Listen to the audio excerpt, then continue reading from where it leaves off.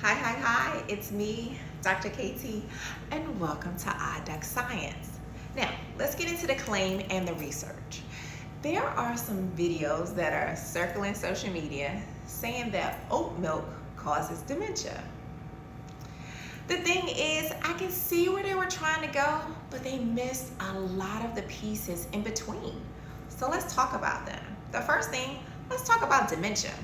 All of us know someone that is living with dementia, and they're usually about 65 years or older. Dementia shows up as a mild cognitive impairment, meaning that there's some memory loss, communication becomes difficult, there's sometimes some mood changes, and simply difficulties with everyday tasks that they used to be able to do on their own.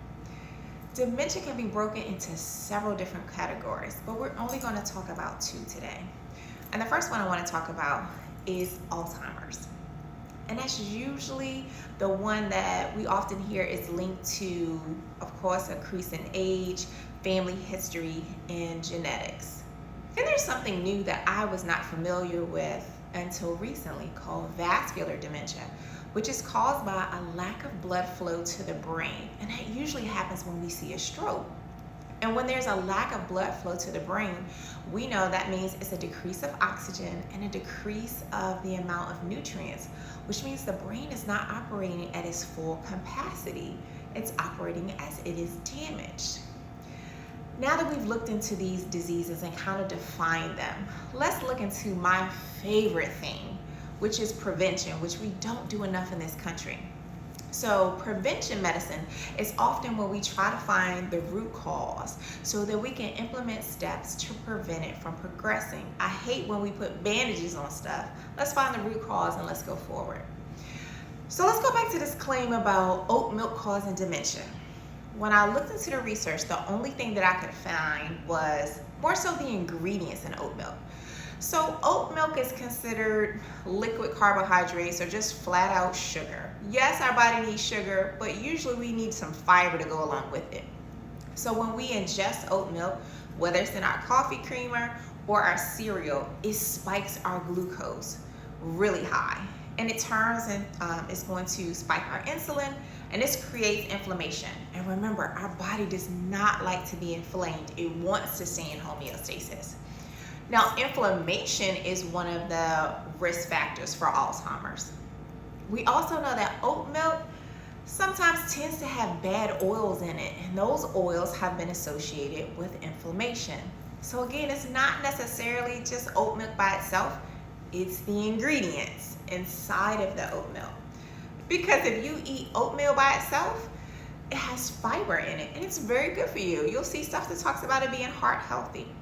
Now, about 2 years ago, I was diagnosed as being a pre-diabetic.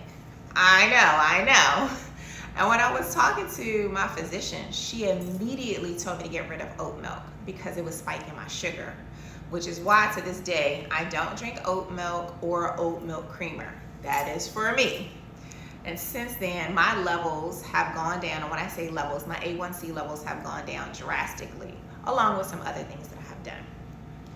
Now, what I did find in the research that people who consume soy milk had a 31% statistically significant difference. What that means is a big difference was shown between people who drink soy milk and those who did not, or were just not milk drinkers at all.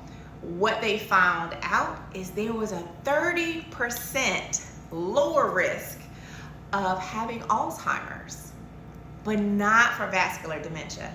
So it seems that there are some good benefits to drinking soy milk. But don't look at me sideways and start talking to me about, oh, Dr. KT, it has so much estrogen in it. It has estrogen in it, but everything in moderation. Everything in moderation. Now, I'm going to scoot in closer because I found something simply fascinating, and I'm so excited. Okay, let's get into it. There are some things that you can do right now if you have a parent, grandparent, or a loved one that was dealing with dementia. This study I found, it should be published and shouted everywhere, but here we go. So they did a study on a group of seniors who were 65 years and older, and they were all at risk for dementia. And scientists put one group on a regular, moderate to high intensity workout, and then put them on the MIND diet.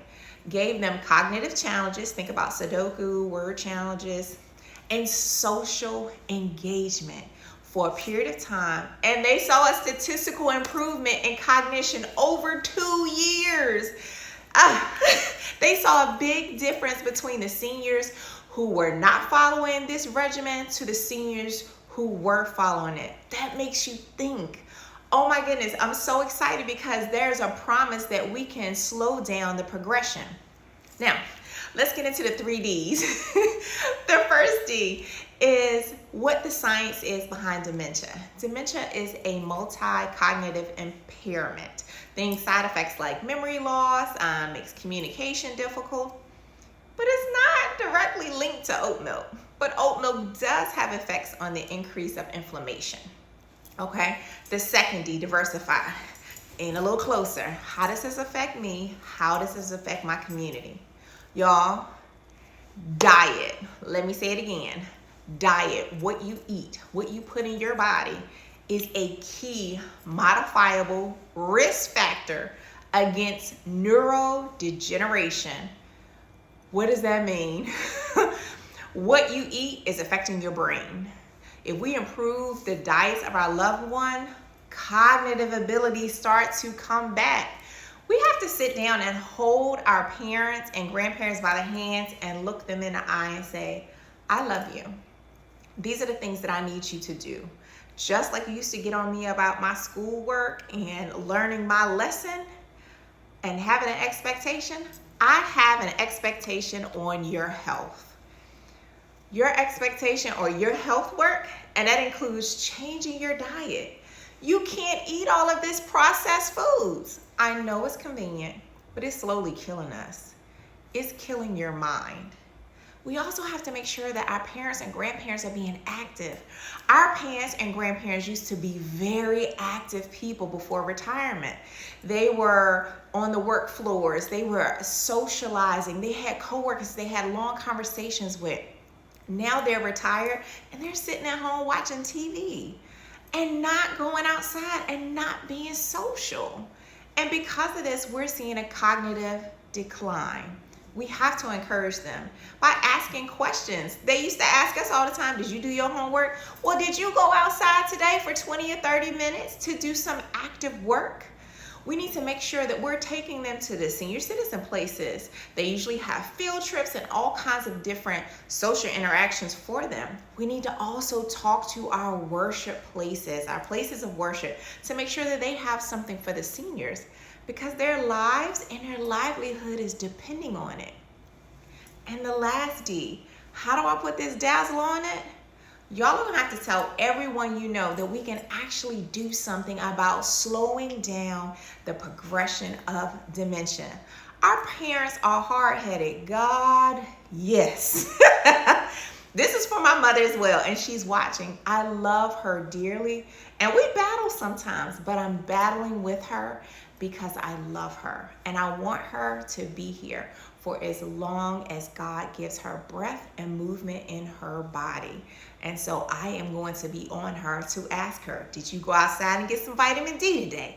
Did you socialize? Did you go volunteer somewhere? What have you done to ensure that you have done all that you can to keep that mind going, to keep that body going? So we got to push our parents and grandparents so they can have a more fulfilling life.